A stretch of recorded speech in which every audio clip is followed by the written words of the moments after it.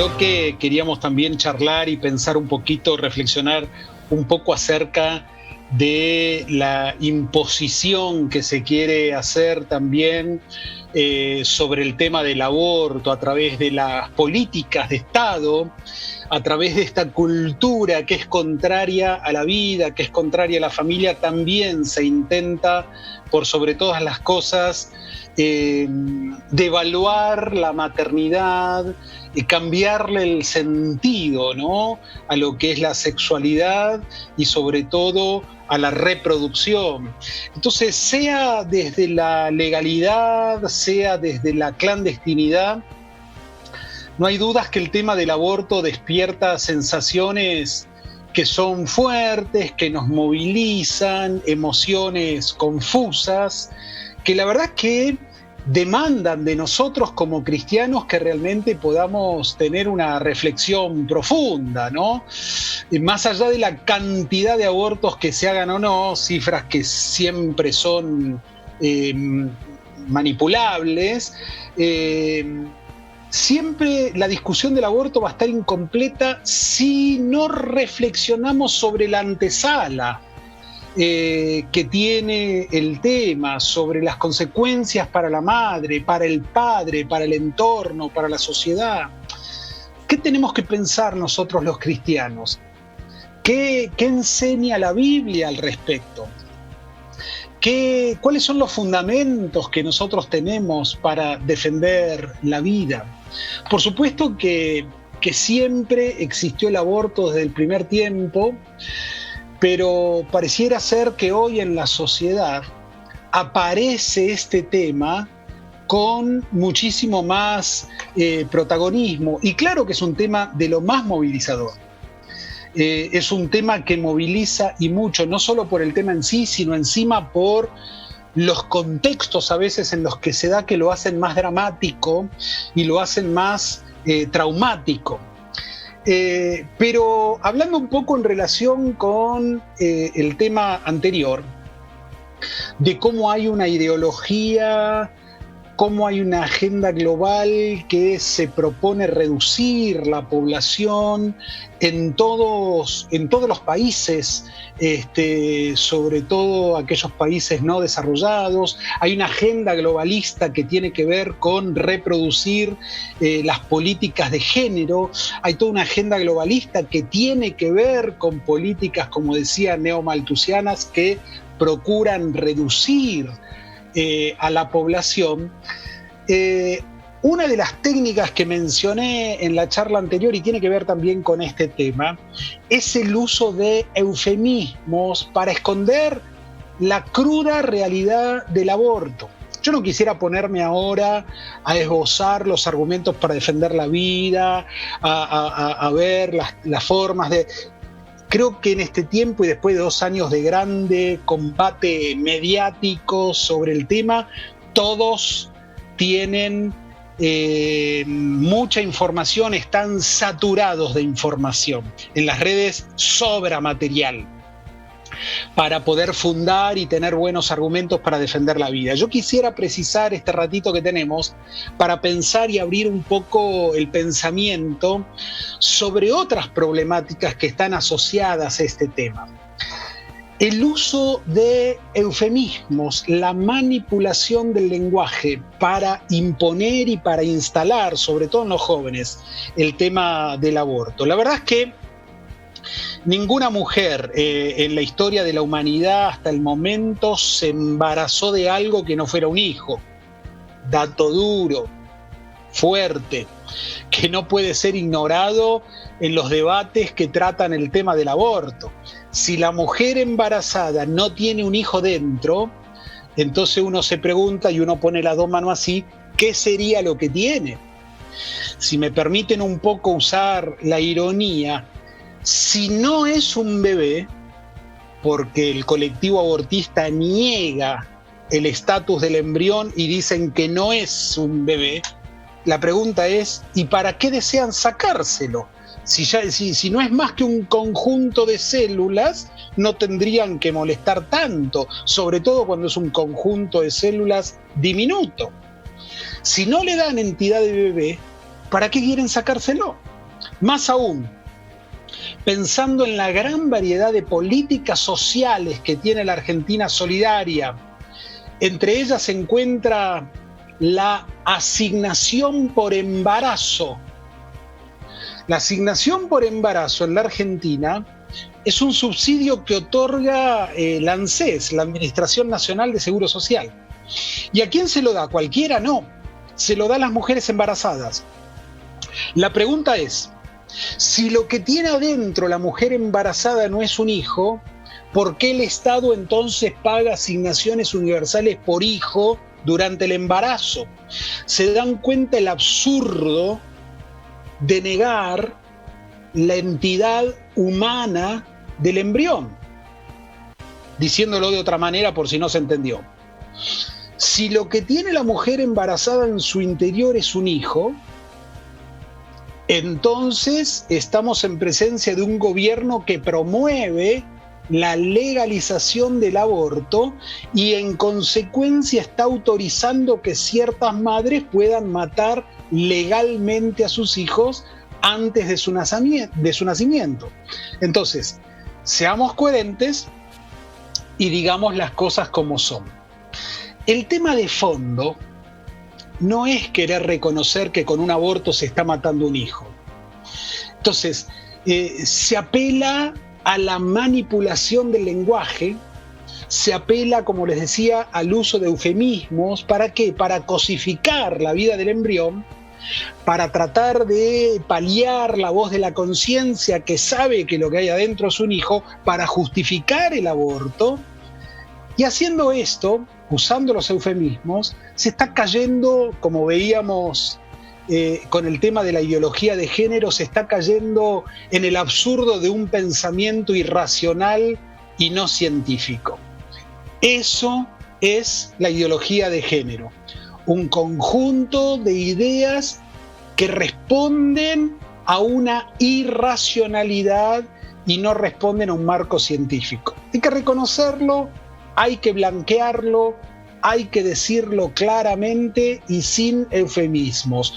Todas las formas y los métodos directos de interrupción del embarazo, sea legal o sea ilegal, tienen como objetivo abortar, es decir, ponerle fin intencional a la vida del hijo, y esto implica un grave desorden moral porque se está eliminando una vida humana inocente.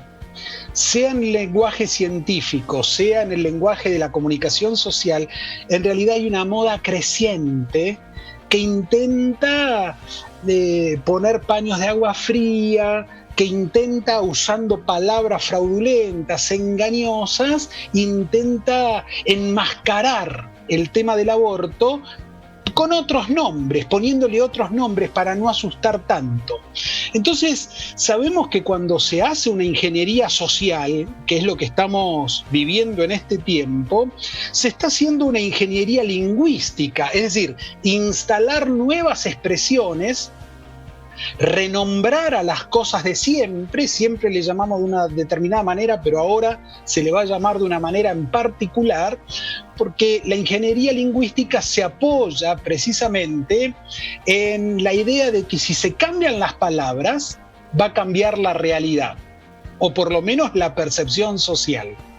Entonces, un recurso característico por excelencia, ¿no?, que tiene la ingeniería lingüística es el uso de eufemismos, un recurso tan viejo como el lenguaje y tan propio de ideologías totalitarias como las izquierdas de este siglo, del siglo XX, del siglo pasado y de este siglo, que son las que lograron sacarle buen provecho, ¿no? Tanto las dictaduras comunistas, nazis, como el nacionalsocialismo, pusieron en el escenario una manipulación del lenguaje tal que en este tiempo todo el mundo se acuerda de esa novela de George Orwell, ¿sí?, como en 1949 había pronosticado en esa novela 1984, con los tiempos que estamos viviendo, ¿no?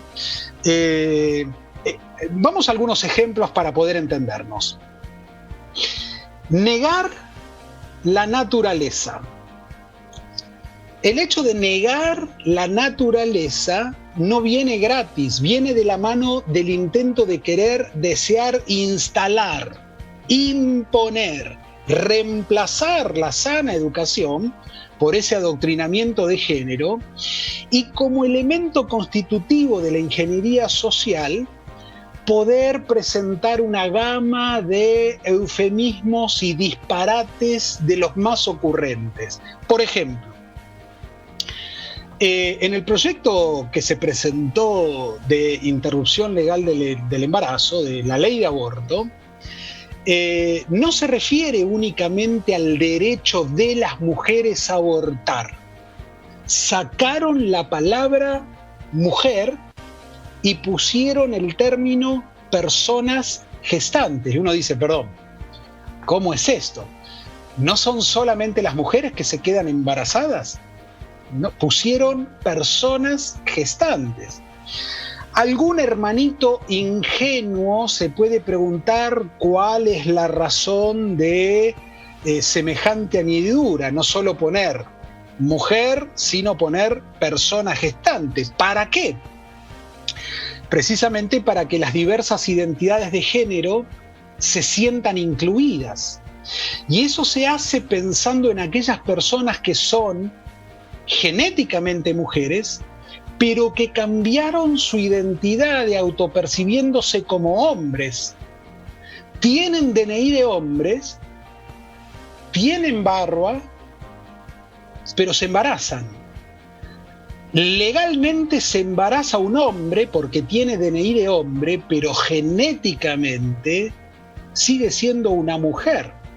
Entonces, no estamos hablando de una mujer embarazada, estamos hablando legalmente de un hombre que se autopercibió como hombre, tiene DNI de hombre, pero que naturalmente es una mujer. Entonces estamos hablando de personas identificadas como dentro del género trans, varones trans, ¿sí? Recuerdo el año pasado cuando estaba ahí en el sur patagónico dando una de mis primeras conferencias allí en Comodoro Rivadavia, ¿no? En la provincia de Chubut. Se había anunciado el evento con anticipación a mi llegada, hubo un excelente trabajo de promoción. La sala estaba repleta de jóvenes, de familias, de vecinos que se habían acercado ahí a escuchar esta charla, ¿no? De conservar valores, de defensa de la familia, de defensa de la vida. Y todo el mundo acudió al lugar con su pañuelo celeste, pero yo tenía sentados en primera fila en un lugar muy, muy amplio.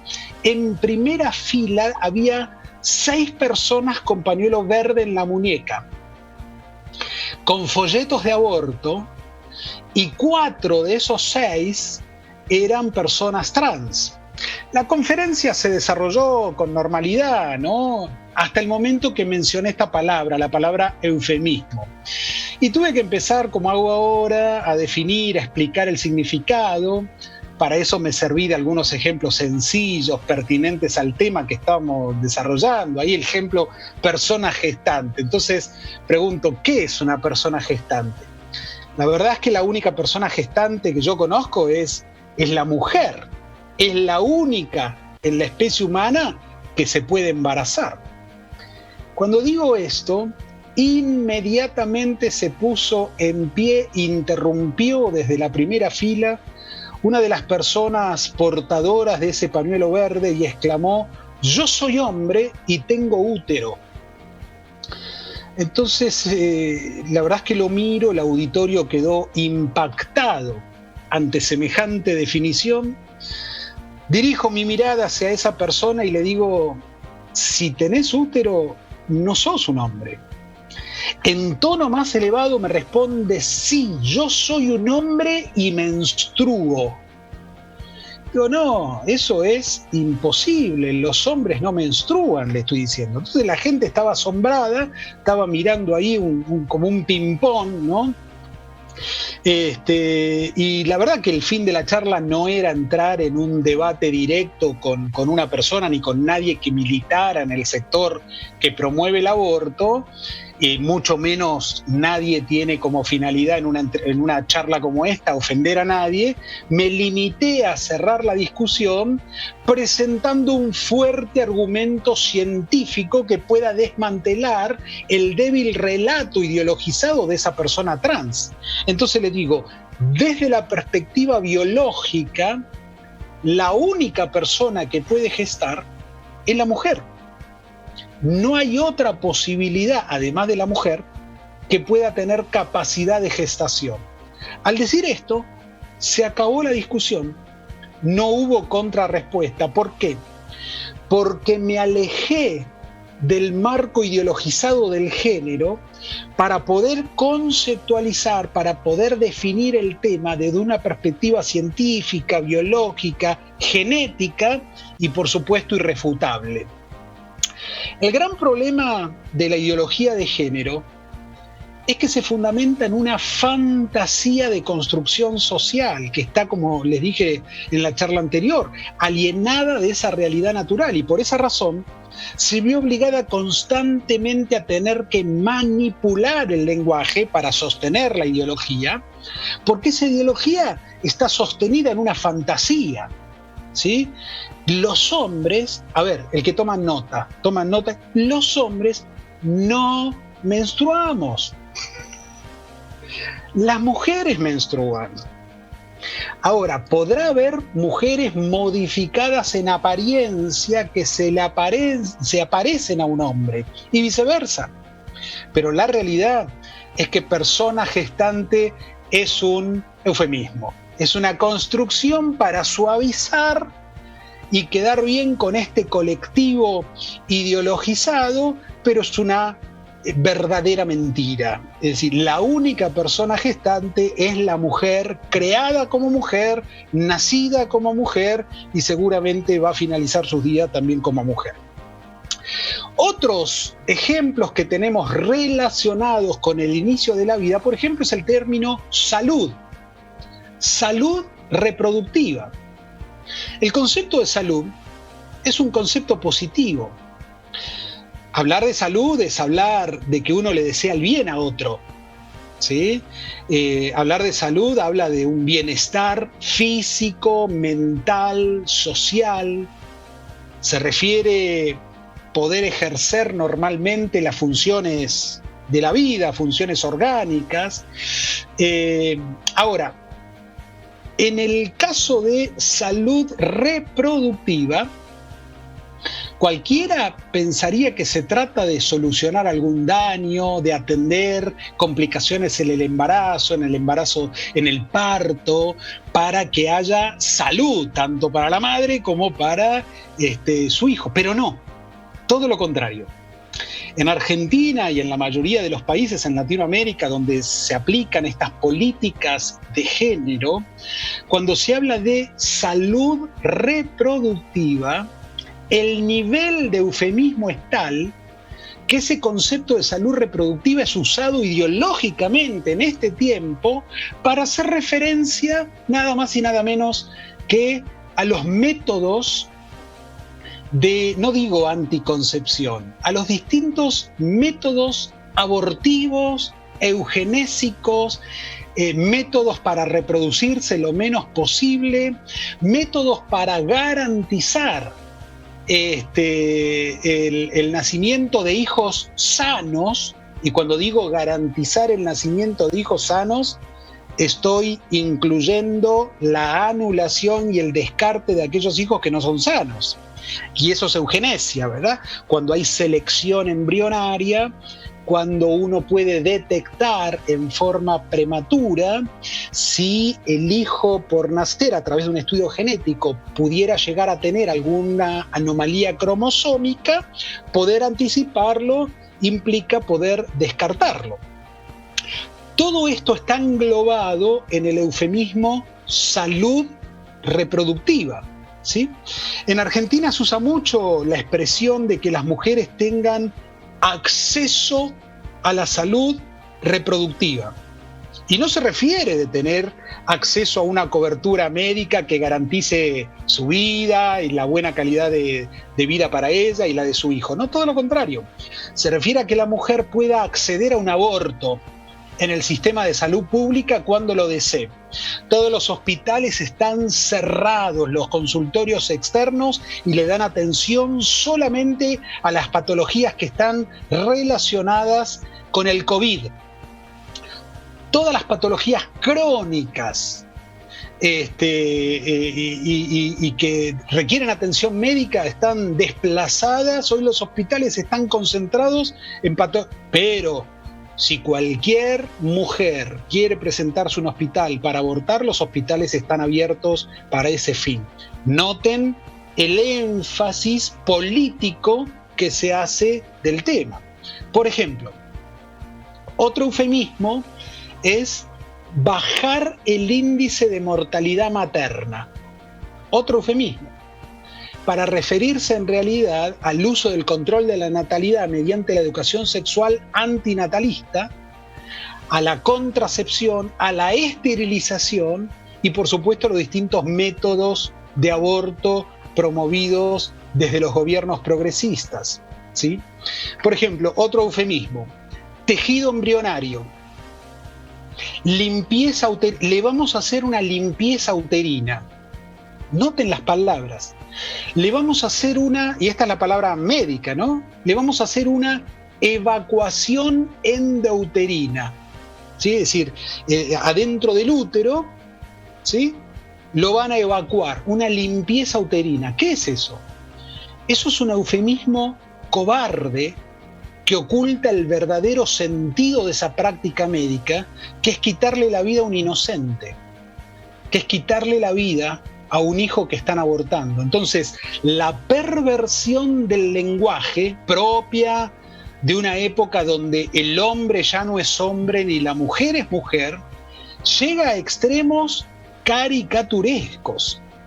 La manipulación del lenguaje es un arma que está usando mucho la política para disfrazar y para ocultar las injusticias y para negar la realidad.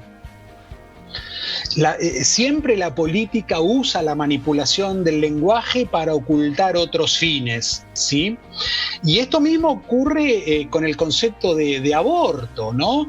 Cuando son presentados ante el Congreso de la Nación, no se presenta la carátula como ley de aborto, suena feo, se la enmascara como un proyecto de interrupción legal del embarazo, ¿no? A los socialistas les gusta mucho, a los gobiernos progresistas les gusta mucho usar el término interrupción, como si no se tratara de una muerte, ¿no? Como si se pudiera interrumpir y más tarde reanudar, pero la verdad es que la vida es un proceso continuo en la que si alguien interviene para interrumpirla, va a producir inevitablemente la muerte. Uno de los pensadores en España, a mí me gusta mucho citarlo porque es gracioso, es trágico, gracioso, es el filósofo Julián Marías, que él cuando hablaba de la interrupción del embarazo en España, él lo comparaba con el ajusticiamiento en la horca como una expresión de refinada hipocresía. Él decía, la horca puede llamarse la interrupción de la respiración. Cuando se provoca el aborto o se ahorca, no se interrumpe el embarazo, no se interrumpe la respiración. En ambos casos se está matando a alguien. Entonces, hoy en día me parece que hay que abordar estas temáticas nuevamente, tal como hablábamos en la anterior charla, acercarnos con sinceridad, acercarnos desde la verdad, acercarnos desde premisas y de fundamentos que realmente se puedan defender y puedan ser categóricos. Una de las grandes ONG, una de las grandes organizaciones internacionales como es Planned Parenthood, ha publicado no hace mucho de manera poderosa, ilustrada, una lista bien detallada de cómo cambiar la forma de hablar y de presentar el tema del aborto para no mencionar la palabra aborto. Es decir, le enseña a las militantes abortistas a cómo hablar y cómo presentar el tema para no escandalizar ni con los actos ni con las palabras. En sus páginas se describe un poco cómo el tema del aborto es un tema que requiere estigma y cómo se relaciona con atributos negativos. Y ese estigma puede generar vergüenza, intimidación, acoso, daños mentales, ¿no? No solo en las mujeres que abortan, sino en sus familias, en sus familiares. Entonces, hay una guía para hablar de manera de que el aborto no sea visto como algo negativo, sino al contrario, como un derecho de la mujer a exigir un servicio de aborto de alta calidad, accesible, seguro y, si es posible, gratuito. Lo que realmente sorprende en esta guía, y cuando la leía, yo la tengo, la estoy trabajando y estoy escribiendo acerca de ella también, es el nivel pulido de adoctrinamiento de estos grupos abortistas, de cómo a la hora de influenciar a su propia tropa, cómo les enseñan a usar un lenguaje que intente deconstruir el valor de la vida intrauterina, de la maternidad, del matrimonio y de la familia natural. De hecho, uno pudo haber visto, si entran ahí en el canal de YouTube, los debates que tuve con varias diputadas y varias feministas abortistas que responden a este movimiento. Todas más o menos hablan repitiendo la misma guía, el mismo cassette. El cassette, tengo que explicar la palabra cassette, los chicos que están escuchando ni saben lo que es un cassette. Pero digo, repitiendo el mismo audio, ¿no? No se dieron cuenta que uno también lo leyó, ¿no? Y están queriendo suavizar el lenguaje y tratan de evitar esas palabras o esas frases que pueden provocar alguna alerta, y prefieren a la hora de hablar sobre el tema esquivar y caer en un lenguaje suavizado para no hacer conciencia de la barbarie de lo que significa el tema del aborto. Cierro para pasar a las preguntas, al diálogo y poder charlar sobre esto. Toda esta ideología también está metida o intenta meterse dentro del mundo cristiano. La realidad es que la Biblia es un libro que defiende de principio a fin la vida. Dios es Dios de vida. Como evangélicos, como cristianos, aún las personas que profesan el catolicismo, es imposible autopercibirse como cristiano y defender el tema del aborto, porque no se puede fundar desde el punto de vista bíblico. Dios es Dios de vida. Por ahí uno escucha en este arte de deconstrucción de la realidad, católicas por el derecho a decidir. Dice, católica por el derecho a decidir, ¿qué significa? Es un grupo que se autopercibe católico, pero en realidad no es católico. En uno de los programas de televisión me pasó esto, ¿no? Una de las militantes abortistas me decía, porque yo soy católica, apostólica, romana, entonces con mucho respeto le digo, bueno, pero usted no es católica. ¿Cómo me dice eso? Y no, y la Iglesia Católica defiende la vida. La Biblia defiende la vida. Uno no puede decir, yo soy católico, y no me vengan con lo que enseña la Iglesia Católica. Uno no puede decir, yo soy cristiano, pero no me vengan con Cristo, o yo soy budista, pero no me vengan con Buda. Si uno es cristiano, va a aceptar los principios del cristianismo. Si uno es católico, va a aceptar la doctrina de la Iglesia. En fin, Dios es un Dios de vida. La vida hay que defenderla, la vida no se debate.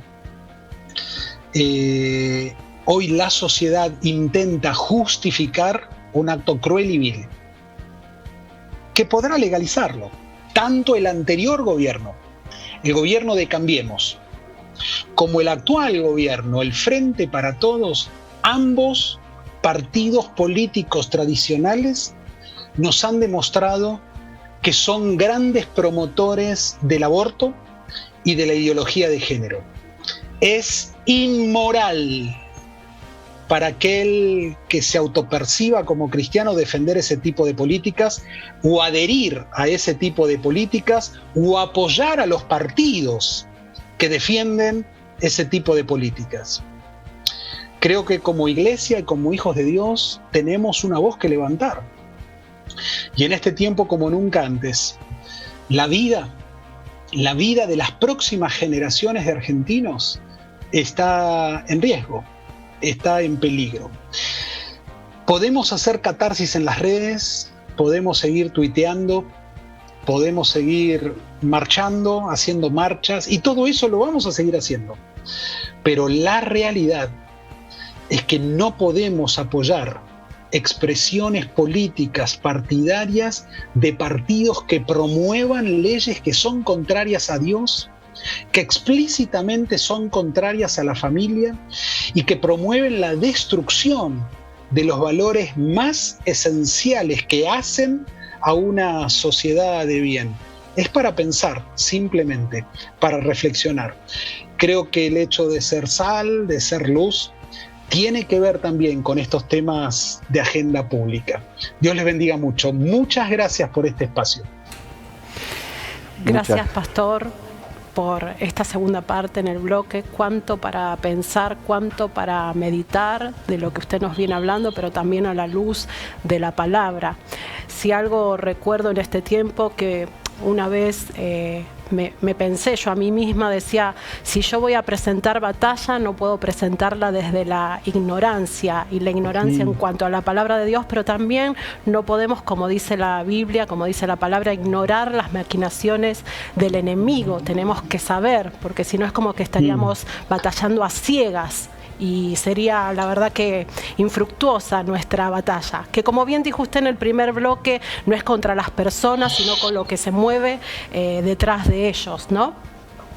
Acá hay una pregunta, son varias las preguntas que nos están llegando, porque bueno, como le digo, el tiempo es corto y es tan amplio este tema, tanto para profundizar. Y una dice, ¿cómo podemos presentar batalla en las universidades cuando en todo tiempo se nos intenta adoctrinar acerca del marxismo y del feminismo, como autoras como, bueno, usted debe conocer, Judith Butler, Rita Segato, entre tantas, ¿no? Y entre otras. Qué difícil esa pregunta, no sé quién la hace, pero la deben hacer la mayoría de los chicos que hoy están pasando por la educación, no importa el nivel, cualquier nivel. Tristemente lo digo, en Argentina la educación está tomada. En Argentina la educación está absolutamente sindicalizada, ideológicamente tomada por estos colectivos. Es triste ver la condición y los contenidos educativos transversales en todos los niveles, en la educación inicial, primaria, media, terciaria y secundaria. Los profesorados están tomados. Lamentablemente replican y multiplican y son formadores de docentes que salen adoctrinados totalmente. Es muy triste. El estudiante tiene una meta y es recibirse. La meta del estudiante es aprobar el examen. La meta del estudiante es finalizar su carrera. En el mientras tanto, si puede ser luz, si puede ser sal, si puede levantar valores, si puede confrontar con la verdad, bienvenido. Pero a no perder el eje y la razón de ser del estudiante, que es aprobar los exámenes, es aprobar el año y es finalizar su carrera. A eso han sido primariamente llamados. Cuando egresen, cuando terminen, espera una batalla cultural tremenda. Cada uno sabe en qué nivel debe comprometerse. No todos se van a comprometer de la misma manera. Algunos reciben un llamado particular y dicen: yo no voy a esperar a que me gradúe o termine la carrera para decirlo. Bueno, bienvenido al club.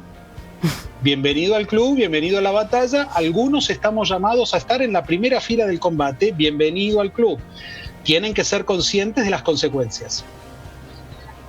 Estar en la primera fila del combate trae consecuencias. Uno recibe más palos que el que está en la segunda, tercera o décima fila. Pero hoy hay un gran desafío, de veras, en todo nivel de la sociedad y sobre todo los jóvenes y sobre todo a nivel educativo, de poder brillar allí, de poder ser, aunque sea la única voz en el aula que se para hablar con cordura, para hablar con palabra fundada y para contrarrestar lo que la mayoría hoy persigue. Hoy ser cristiano y hoy estar en contra de la ideología de género y defender la vida es ser contracultura. La verdadera revolución hoy, el revolucionario de hoy, no es como en los 70, la izquierda. No, hoy la izquierda no quiere que nada cambie. Los revolucionarios de ayer, hoy, forman parte del sistema. Hoy, la revolución pasa por ser políticamente incorrecto, por defender valores y por hablar la verdad. Hoy estamos en minoría. Hay una cultura hegemónica, no solo en los medios, en el sistema educativo, que se impone para imponer una verdad que solamente puede ser financiada por el Estado porque de por sí sola se cae, porque es una verdad con eufemismos que no se sostiene. Es una mentira. Hoy necesitamos una generación que se pare firme y pueda defender esa verdad en forma apasionada. Amén, pastor. Como usted dijo, tenemos que levantar la voz, ¿sí? Levantar la voz, hacer oír esa voz, pero tenemos que estar preparados, tenemos que estar seguros de lo que vamos a decir, no decir algo por decir, sino realmente estar bien preparado en todo aspecto, ¿no? Legal, biológicamente, bíblicamente, tener todas las herramientas para enfrentar esto que usted está diciendo. Pastor, hay una pregunta que pusieron: ¿cuáles son los peligros de la ideología de género en la educación sexual integral? Hay muchísimos, en realidad, digamos, da como para otra charla y poder seguir, pero en realidad la ideología de género atraviesa toda la vida social, todo el entendimiento de lo que es la vida sexual en una sociedad de orden, y sobre todo en materia educativa. Está bárbaro que en los colegios se pueda hacer prevención, se pueda tener educación sexual, incluso se pueda hablar también de las distintas posibilidades de métodos de anticoncepción y demás. Educación sexual es una cosa. Pero cuando se atraviesa el tema a través de la ideología de género, no se está educando. Cuando se saca una variable, que es una variable dura, como es la variable sexual, es utópico hablar de educación sexual y sacar la variable sexo, para introducir la variable género, que es una variable absolutamente subjetiva. Es inviable hablar de educación sexual quitando, negando, deconstruyendo la variable sexual. Es decir, para enseñar matemáticas hay que hablar de números. Para enseñar música hay que hablar de notas musicales. Para enseñar geografía hay que mostrar mapas. Y para hablar de educación sexual no se puede hacerlo sin hablar de sexo, perdón. Entonces, la ideología de género intenta imponer un patrón de ideas alienado de cualquier fundamento científico, y sobre eso por lo menos tenemos que tener los ojos abiertos. Amén, amén. Pastor, bueno, le doy otra pregunta, porque bueno, ya hay muchísimas y bueno, queremos que usted pueda responder la mayor cantidad que pueda, ¿no? Hay una pregunta que pusieron, es ¿cómo enfrentar de forma más amable y respetuosa a la comunidad LGTBQ? Cuando uno tiene claro lo que enseña la Biblia, cuando uno tiene claro quién es Dios, cuál es el propósito, cuál es el llamado, uno tiene que tener claro de hablar con total transparencia, normalidad, de poder hablar amando, con sinceridad, y abordar el tema como si fuera cualquier otro desorden, cualquier otro pecado. No es un pecado excepcional, es exactamente igual a cualquier otro. Todos somos pecadores, nadie escapa a Romanos 3:23, la paga del pecado es muerte. Todos nosotros somos pecadores, nos merecemos el infierno. De eso no escapa nadie. No hay diferencia entre quien forma parte de un colectivo y nosotros. Romanos 6:23 completa un poquito la idea, dice la paga del pecado es muerte, pero el regalo de Dios, la dádiva de Dios es vida eterna en Cristo Jesús. Dios nos dice, bueno, la verdad te mereces el infierno, pero el regalo para los que están en Cristo Jesús es la vida eterna, ¿no? Es ese regalo. Dios nos ama, Dios nos recibe tal como somos. Pero la verdad es que yo necesito arrepentirme. ¿Dios nos perdona a todos? Sí, claro, Dios nos perdona a todos los que le pedimos perdón.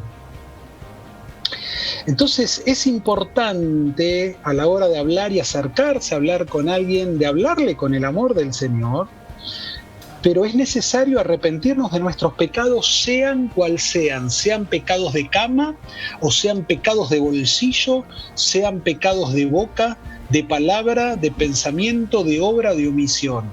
No hay diferencia. Cuando me acerco a Dios, me acerco con la apertura del corazón, y debo hacerlo con arrepentimiento. La palabra allí en griego, metanoia, ese cambio de mentalidad. Me acerco con la disposición de cambiar mi mente para volverme y volver mi vida a vivir bajo las consignas y los parámetros de Dios. En esta semana que pasó, toda la comunidad judía celebraba el Año Nuevo, ¿no? Y la fiesta es Rosh Hashanah, se toca ahí el shofar, la trompeta hebrea, y una de las palabras que resuena en este tiempo en la comunidad judía es la palabra teshuvah. Shuv en hebreo es volver. Siempre, tanto en el Antiguo como en el Nuevo Testamento, esa idea de volver en el Nuevo Testamento se traduce como metanoia, arrepentimiento, pero el concepto del Antiguo Testamento es volver a Dios. En algún momento de mi vida me alejé, me salí del camino, me salí de la naturaleza, me salí del diseño original. ¿Cuál es el llamado de Dios? Volver a hacer teshuvah, volverme a Dios. Y volver significa encaminar mi vida en función de lo que Dios quiere para mí. Eso. Podemos hablar claramente a cualquier persona, y en especial a los que participan de ese colectivo. Todos estamos en la misma condición, somos pecadores. Pero la condición para todos por igual de acercarnos a Dios y recibir perdón es haciendo teshuvah, arrepintiéndonos y volviendo nuestra vida a los caminos del Señor. Bueno, con lo que acaba de decir responde una de las preguntas que recién nos llegaba de cómo poder alcanzar y ministrar a esas personas que están en esto de la ideología de género, en favor del aborto, aún cómo acompañar a las adolescentes que están embarazadas en este proceso donde hay tanta información o la interrupción legal del embarazo, como usted hablaba, y demás. Pero yo quiero dejarle una pregunta acá que me gusta, que dice: Me gusta porque justamente adrede en estos días digo, bueno, voy a buscar en esos buscadores académicos a ver si hay una información, no en lo que tiene que ver ideología de género y aborto, sino por el contrario, ¿no? Y la verdad que decía, no se encuentra, y me reía, ¿no? Y acá hay una persona que dice, ¿dónde podemos obtener información de toda esta temática y acceder a la verdad en medio de tanta información manipulada?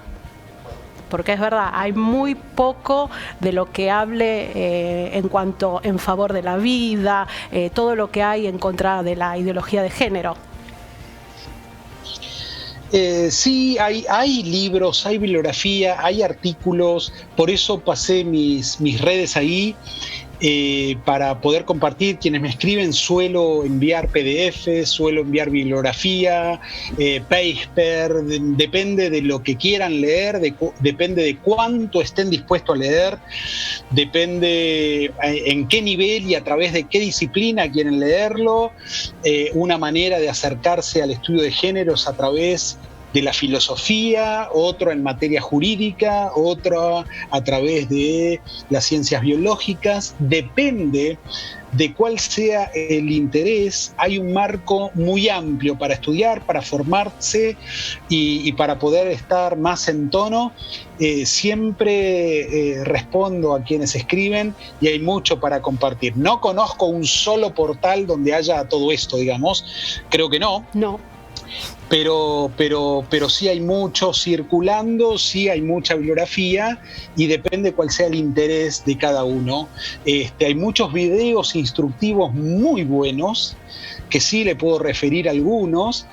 En YouTube hay mucha información. Las redes hoy facilitan ponernos a la mano un montón de información, pero otra de las desventajas que tiene esto es decir, bueno, es la selección de calidad, es decir, cuál es el video que realmente está bien fundado, cuál es el paper, el escrito que afirma correctamente o no. Entonces las redes también no permean esto, no filtran esto. Hay mucha información y uno no puede discriminar la calidad de esos escritos, pero si me escriben siempre respondo y hoy hay mucho material para tener sólidos fundamentos.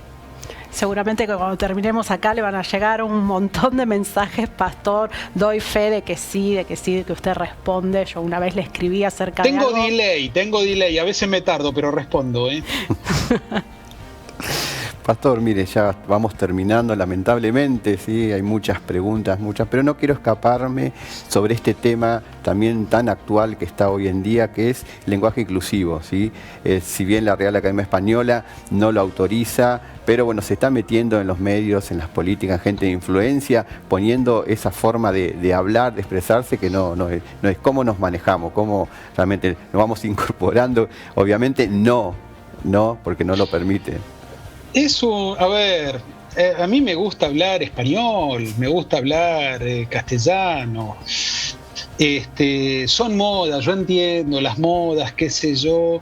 Es un lenguaje que popularizó el kirchnerismo. Hola a todos y todas, maestros y maestras, manzanas y manzanos, bananas y bananos. Es decir, esto de desdoblar permanente es permítanme con mucho amor cristiano, una absurda gansada astronómica. Entonces, lo maravilloso que tiene nuestro idioma es que cuando uno habla en términos general, inclusivo, el verdadero lenguaje inclusivo es el español, que cuando apela al masculino engloba a todos. Y nadie se tiene que sentir excluido, ¿no? Y sobre todo cuando uno usa palabras presidente y todas las que terminan en ente, que aplican tanto a lo femenino como a lo masculino, tergiversar, manipular y forzar la gramática española para atravesar una ideología en el lenguaje, a mí me excede. Creo que hay que seguir hablando con corrección, con un lenguaje formal, con un lenguaje bien intencionado. El mundo no cambia a través de esos absurdos.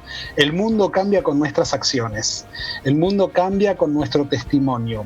El mundo cambia cuando de veras podamos levantar los valores que tenemos que levantar para poner a la Argentina de pie en serio. Hoy Argentina está de rodillas. Hoy Argentina tristemente la vemos cada vez hundida en una de las peores crisis. Necesitamos no cambiar el lenguaje, necesitamos que de veras se levante una generación para influenciar, para impartir valores y para iniciar acciones que de veras nos lleven entre todos a construir una Argentina mejor. Amén, pastor. Mira, creo que el mejor lenguaje inclusivo lo estamos viendo acá en la pantalla, abajo a la derecha. Eso es lo que tenemos que estar transmitiendo para que todos puedan incluir a todos, ¿no? Esa es la verdadera inclusión, ¿sí? Justamente iba a decir eso, ¿no? Que el equipo de lengua de señas nos está acompañando durante todo este congreso. Le agradecemos la participación. Tenemos otra pregunta. ¿Cómo predicarle a una persona que verdaderamente no se siente bien con su cuerpo? Niño, adolescente. Yo me miro en el espejo y la verdad detesto la panza que me está creciendo en cuarentena y cada vez más. No me siento bien, la quiero bajar. Alguien me dijo, y bueno, para bajarla vas a tener que hacer dos cosas. O ejercitas más la tarea física o cerrás la boca y comés menos. Y la verdad es que estoy de acuerdo con eso, pero me cuesta, no quiero. No estoy de acuerdo con mi cuerpo, me siento en desagrado, yo me puedo deprimir, pero la verdad es que tengo que entender racionalmente, usar bien la razón. Hay un camino natural que me va a llevar a un mejor estado de salud y a una mejor condición de mi cuerpo. No puedo confrontar la naturaleza y mucho menos mutilar mi cuerpo para satisfacer una fantasía distorsionada que tenga en mi interior. Entonces, y esto es muy concreto, ¿no? Y lo empecé diciendo así como si fuera un chiste, pero es algo serio. Tenemos que encontrar métodos racionales, sanos, saludables, para modificar todas aquellas cosas que nos desagradan, ¿sí? Imagínense, en materia de género, uno no puede contradecir al que tiene disforia precisamente, y tiene desintonía con su cuerpo. Uno no lo puede contradecir porque precisamente uno puede ligarse una denuncia del INADI o ser acusado de un crimen de odio. Ahora imagínense en el mismo terreno de la medicina una jovencita, por ejemplo, que se siente mal con su cuerpo, se mira en el espejo, tiene 35 kilos, pero ella se mira gorda. Y la verdad es que se mira en el espejo y se siente mal, porque ella se ve rollos por todos lados. Sin embargo, la balanza dice que tiene 35 kilos. ¿Qué tenemos que hacer nosotros, las personas que estamos alrededor de ella? Acompañarla en su autopercepción errada de la realidad y decirle, sí, la verdad que está regorda. Mirá los rollos que tenés, tiene 35 kilos, piel y hueso. Tenemos que acompañarla en su alienación, o tenemos que decirle, no, mirá, tenés 35 kilos. No, yo me veo gordo, tenés 35 kilos. Y alguno se puede sentir mal con sus orejas, más ahora que se usan esos barbijos que nos sacan las orejas hacia afuera. Alguno se puede sentir, qué sé yo, muy mal con distintas partes de su cuerpo. ¿Que los voy a mutilar? ¿Los voy a amputar? ¿Voy a hacer algo que es contrario a lo que Dios me dio? ¿O voy a usar la razón saludablemente para hacer que o mi mente se adapte o mi cuerpo también pueda modificarse en el sentido que Dios le quiere dar. Dice la Biblia que no solo tenemos el privilegio de tener comunión con Dios, y tanto Maxi como Josías nos estuvieron hablando precisamente de eso. La Biblia dice que también somos templo del Espíritu Santo, que nuestro cuerpo es de alguna manera el receptáculo para darle cabida al Espíritu.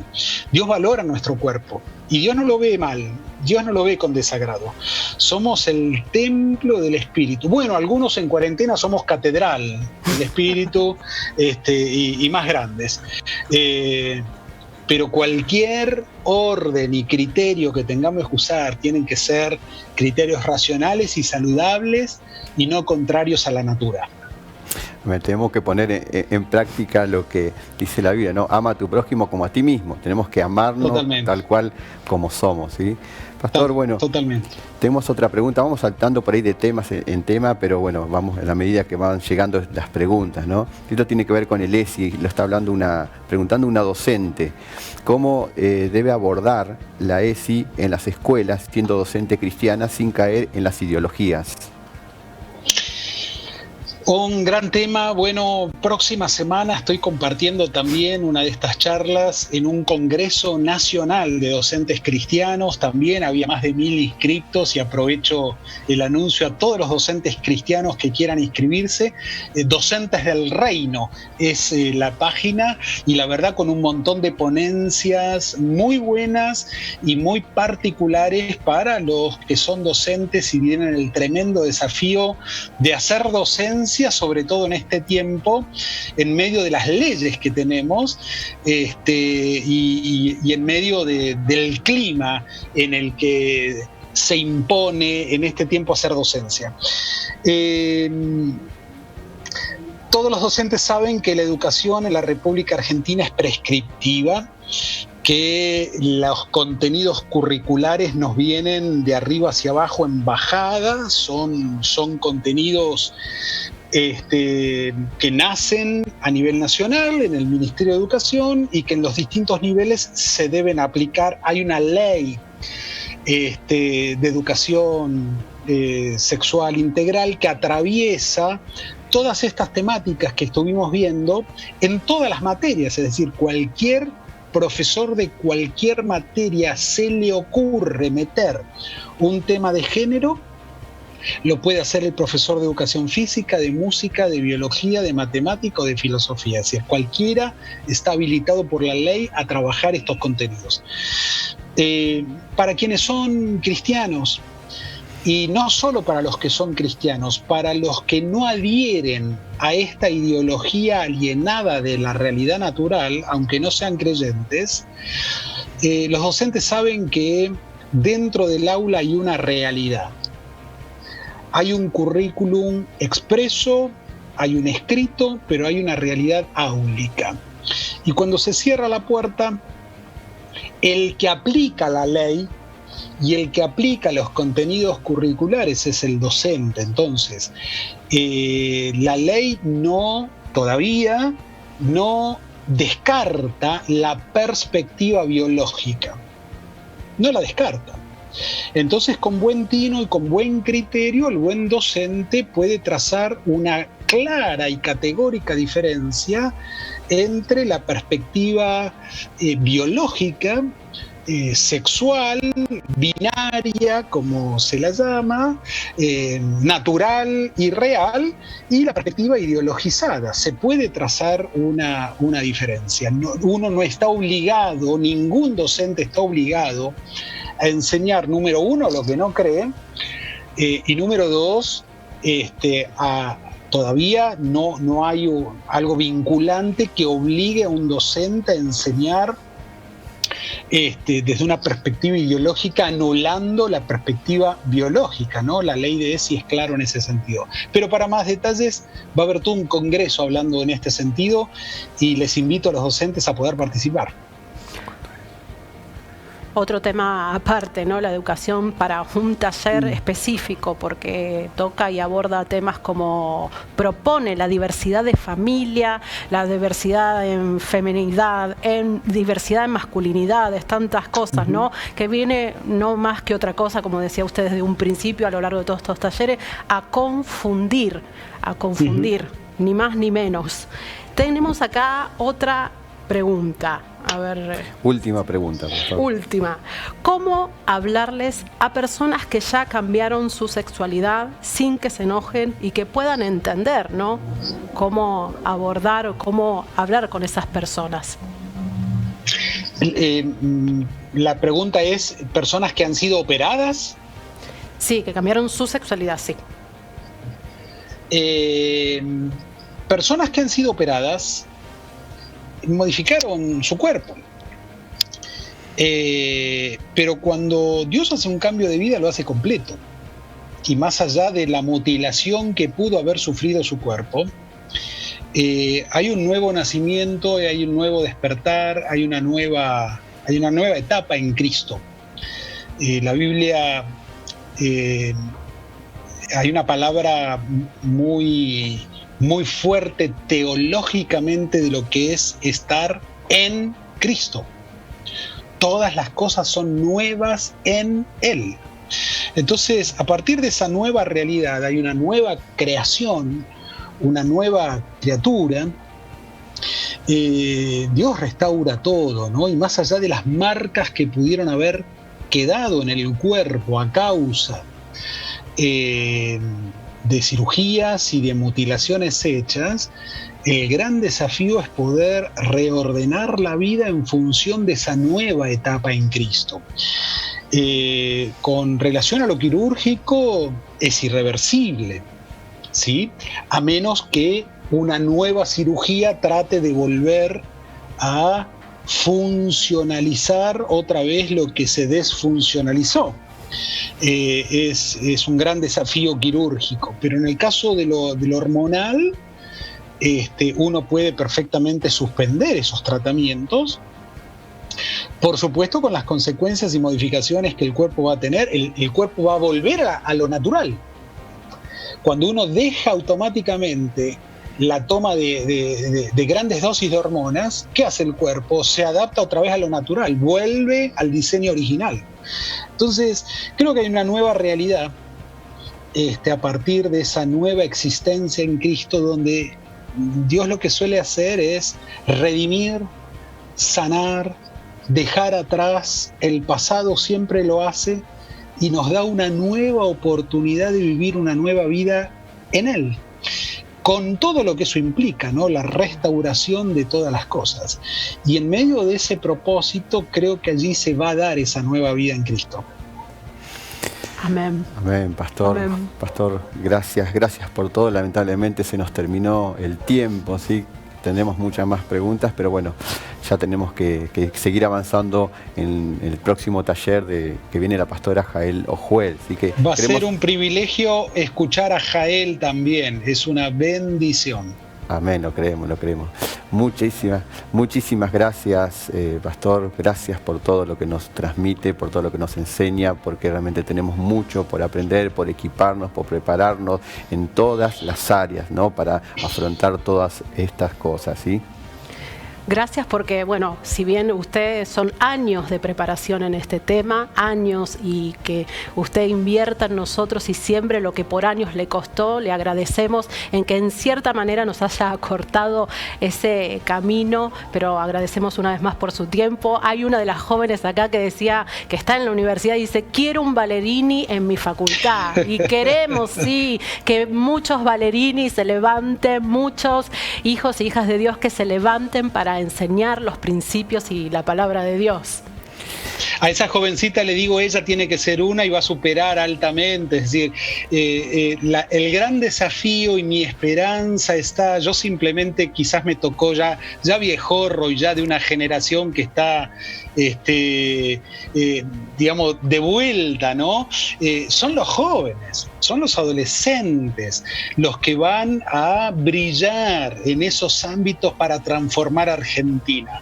Y lo que nosotros estamos haciendo y parte de mi generación haciendo, es abriendo quizás un poco el camino, viendo un poco el horizonte, pero quienes van a ser los verdaderos transformadores de esta contracultura cristiana en la cultura de la Argentina es esta generación preciosa que está participando de este congreso y que está comprometiéndose también a brillar con la luz del Señor. Amén, amén, amén. Lo creemos, que sí va a ser. Como dijo usted, se levanta un ejército de jóvenes que no se dejan influenciar por todas estas cosas. Así que creemos en eso y lo tomamos, pastor. Van a quedar otra oportunidad para que pueda estar juntamente con nosotros para seguir hablando de estos temas. Así que, pero queremos ya despedirlo de este hermoso taller que usted nos ha compartido. Así que, pastor. Muchas gracias, pastores, Cintia, Guillermo. Un gusto enorme verles y también ser parte de esta gran movida que el Señor está haciendo en nuestro querido país. Dios les bendiga a todos y éxitos y muchas bendiciones en toda la jornada que resta. Dios les bendiga mucho. Gracias, pastor. Dios lo bendiga mucho.